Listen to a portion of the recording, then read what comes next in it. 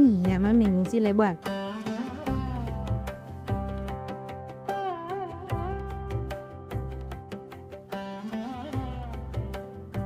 Meo. Mbona umekuwa busy sana na kazi kuliko mimi? Meo. Naongea na wewe. Kwa hiyo unaona hapa nafanya ujinga au nimefanya makosa kuja kukaa na wewe hapa? Yaani hapa nipo napambana nijeze form, kesho niingiziwe hela, alafu niambie kwamba nipo busy. Kuna kitu ambacho unakosa hapa nyumbani? Hapana mume wangu.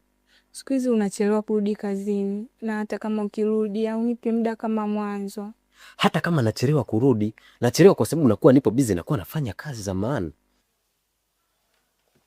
Sikiliza, unachelewa kurudi kazini, hata ukirudi unipe muda kama mimi mkeo.